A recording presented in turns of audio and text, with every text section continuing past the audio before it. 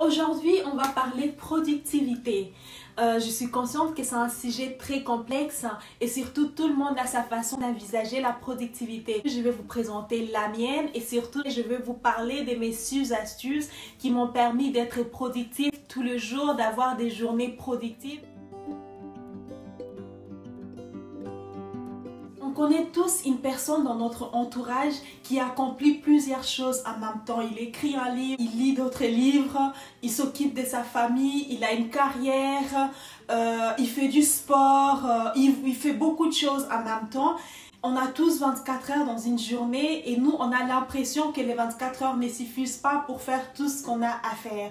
Et on se demande comment cette personne arrive à rentabiliser ces 24 heures. C'est de cela qu'on va parler aujourd'hui. On va parler productivité, comment être productive en une journée. Alors, j'ai décidé de faire ces dessins parce que je trouve que ces dessins illustrent bien, au fait, ma situation en ce qui concerne la productivité. Alors ça c'est moi en 2017, 2016, au fait 2017 et toutes les années avant 2017. Ça c'est moi en 2019. Alors sur les dessins que vous venez de voir, vous avez vu 2017 et 2019. Et en 2017, il y a des flèches qui vont dans tous les sens. Ces flèches représentent les tâches que je me fixais dans la journée en 2017, mais aussi 2016, 2015 et 2014.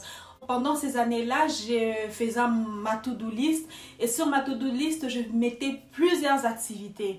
Mais à la fin de la journée, j'avais l'impression que, en fait, j'étais pas productive. J'avais l'impression que rien n'était fait comme je voulais que les choses soient faites. J'avais l'impression que je n'étais pas assez efficace. Et je me suis rendu compte qu'il y avait plusieurs raisons qui faisaient que je ne sois pas efficace. Et j'en ai retenu 3. Première raison, c'est que j'étais à chaque fois interrompue. Il était impossible que j'accomplisse ma tâche sans être interrompue, que ce soit par des mails, par des appels, par des messages, ou tout simplement par des notifications. Vous savez, les notifications qu'on reçoit sur Facebook, WhatsApp, on nous envoie par les applications de vente. Donc à chaque fois je recevais ça, j'arrêtais ma tâche pour voir ce que c'était, pour répondre aux mails, pour répondre à l'appel. Et pendant ce temps-là, je ne faisais pas ma tâche. Donc ça, c'est la première raison. La deuxième raison, c'est que j'ai manqué de recul par rapport à ce que je faisais. Je ne prenais pas du tout le temps pour réfléchir à ce que je faisais, pour réfléchir à la pertinence de ce que je faisais. Donc j'avançais comme une machine, comme un robot, sans réfléchir au fait à l'importance de ce que je faisais, à pourquoi je faisais ce que j'étais en train de faire. Et la troisième raison, c'est que je n'avais pas d'objectif, j'ai manqué d'objectif. Donc, j'avais pas d'objectif pour la journée, je n'avais pas d'objectif pour la semaine, je n'avais pas d'objectif pour le mois, je n'avais même pas d'objectif pour l'année au fait. Ça peut être étonnant de le dire comme ça, mais oui, je n'avais pas d'objectif. Donc, je me notais juste mes tâches et je faisais mes tâches sans objectif. Et en 2019, tout a changé, mes journées commençaient à être plus productives. Et comment ça s'est passé? Tout simplement, suite à la naissance de mon fils, il était vraiment urgent que je commence à m'organiser, que je commence à avoir des journées productives, droit au but, qu'à la fin de chaque journée, que je me sente, que je sois contente au fait de la journée que j'ai passée. Et donc, j'ai commencé à lire des livres sur la productivité, j'ai commencé à écouter des podcasts et j'ai commencé à regarder des vidéos. Et à la suite de cela, j'ai mis en place 6 astuces dont je vais vous parler aujourd'hui pour avoir une journée productive.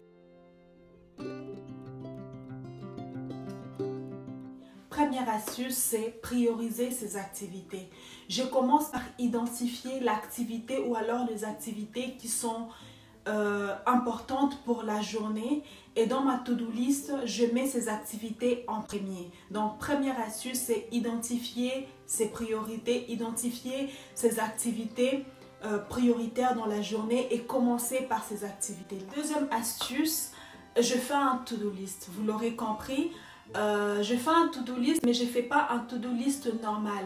Je fais un to-do list en fixant mes activités, mes tâches dans le temps. Par exemple, j'ai 3 activités les matins, méditation, lecture, répondre aux mails. Comment je fais?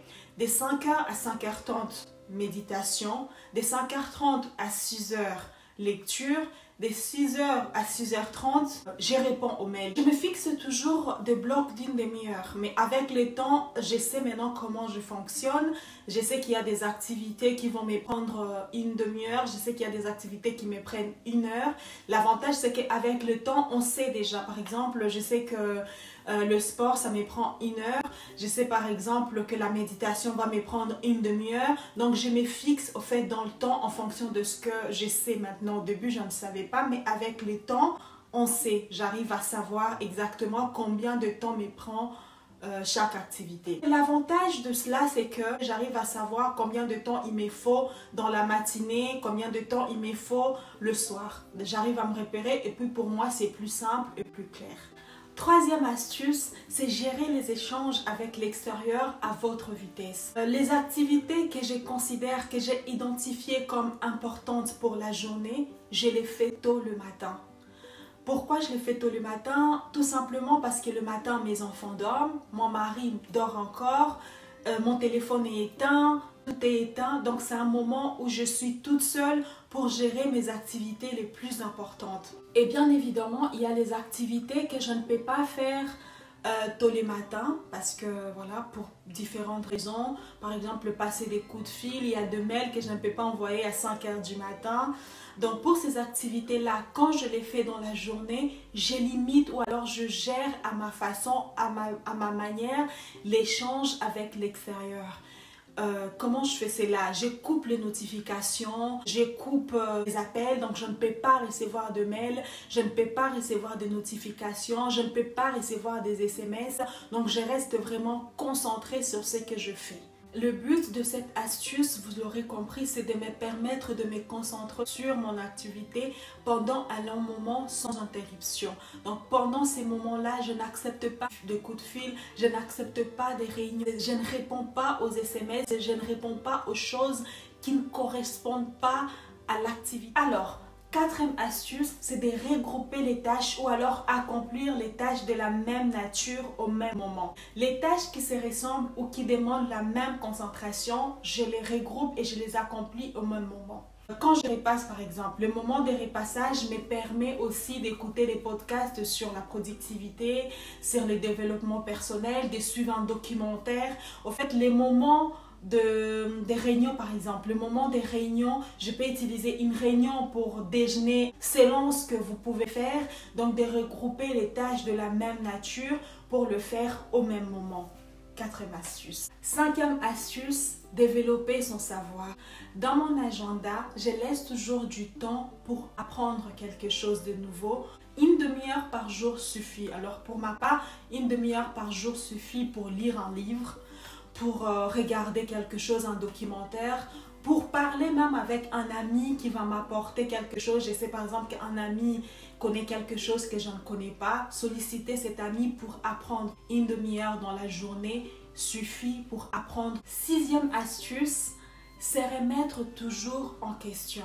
Donc on prend un moment, généralement pour moi c'est la nuit avant de dormir. Je me pose pendant une demi-heure et je me pose la question sur ce que j'ai fait et comment j'aurais pu faire mieux. L'échange que j'ai eu par exemple avec quelqu'un, qu'est-ce que ça m'a apporté, qu'est-ce que je lui ai apporté. Une activité, une tâche que j'ai fait, comment je l'ai fait et comment j'aurais pu le faire mieux, comment je pourrais le faire mieux la prochaine fois. Donc c'est un temps vraiment qui est super important et qui nous permet de grandir. Imagine-toi si tu fais cela tous les jours pendant 30 jours. Au bout des 30 jours, quelle personne tu seras. J'espère que cette vidéo te plaira et surtout j'espère qu'elle t'aidera. N'hésite pas à partager avec nous tes expériences par rapport à la productivité.